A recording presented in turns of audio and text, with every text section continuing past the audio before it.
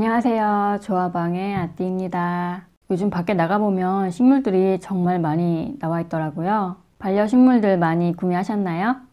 저도 지금 되게 사고 싶지만 참고 꾹꾹 또 참고 있습니다. 왜냐면 집에 이제 들일 자리가 없습니다. 게다가 드린다 해도 녀석들에게 줄 햇빛 또한 없고요. 밥을 줄 수가 없으니까 더 이상 식물을 드릴 수가 없는 거죠. 저는 플랜트 호더가 되지 않으려고 합니다.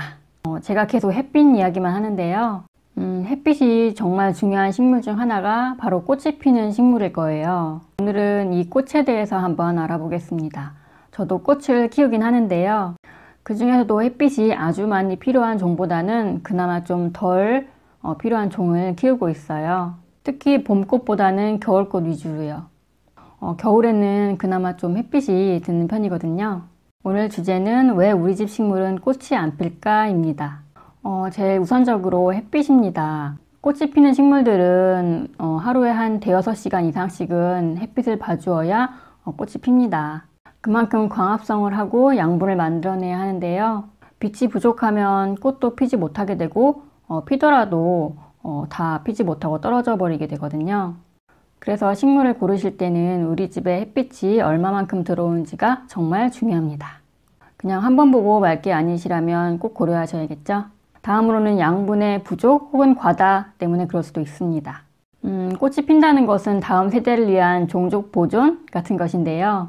양분이 너무 과다하면 오히려 꽃이 피지 않습니다. 특히 관엽식물에게 많이 주는 질소질 비료를 꽃이 피는 식물한테 많이 주게 되면 꽃은 피지 않고 잎만 무성해지는 결과가 생기기도 합니다.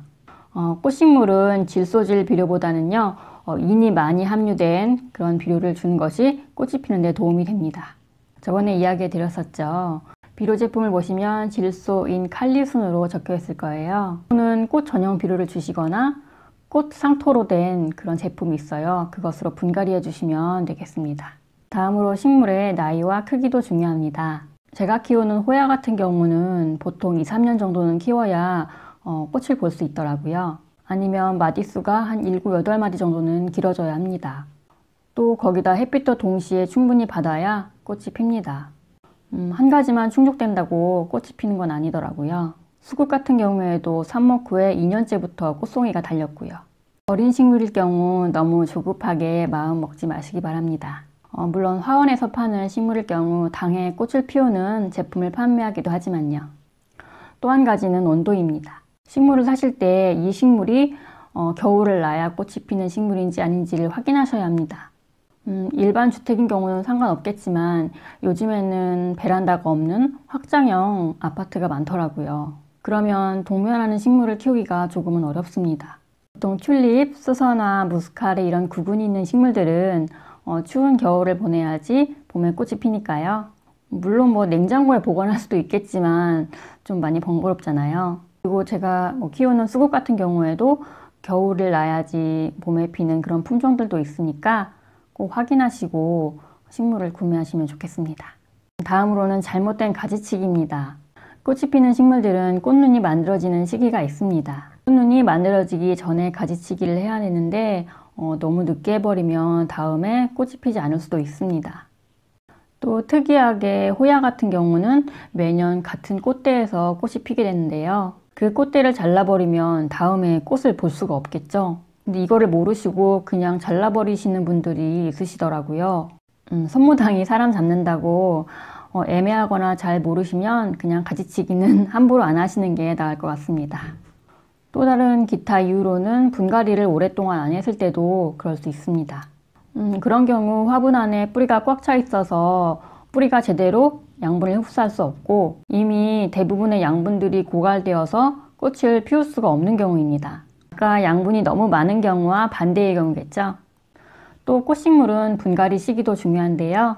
꽃이 피기 직전에 분갈이를 해주시는 경우 뿌리 몸살 때문에 꽃이 피지 않을 수가 있어요. 그러니까 꼭 당해 꽃이 진 후에 분갈이를 해주시는 게 좋습니다. 또 식물마다 받는 일조 시간에 따라서 꽃이 피기도 하는데요. 보통 장일식물, 단일식물이라고 알고 계실 거예요. 대표적으로 시즌 식물인 포인세티아 같은 경우에는 하루에 낮의 길이가 10시간 이하가 되면 잎이 빨갛게 물드는 식물입니다. 개발선인장, 국화, 코스모스 등도 다니엘식물인데요. 보통 가을에 피는 식물들이 다니엘식물이 많습니다. 사실 노지에서는 그냥 심어놓기만 하면 알아서 꽃이 잘 피지만 실내에서 꽃을 키운다는 거는 그렇게 쉽지만은 않은 것 같습니다. 그래서 저도 관엽식물을 좋아하는 걸지도 모릅니다. 그냥 나는 관엽식물 좋아한다, 뭐 그렇게 합리화하는 걸지도 몰라요. 지금까지 꽃이 왜 안 피는가에 대해서 한번 알아보았는데요. 참 이유가 다양하죠. 그래도 잘 키우시는 분들은 참 잘 키우시더라고요. 다 이렇게 잘 해도 꽃이 안 핀다면 그래, 니들이 날 질투하는구나 하시고 다음을 기약하자고요. 오늘 영상은 여기까지입니다. 그럼 다음 영상에서 또 만나요. 안녕.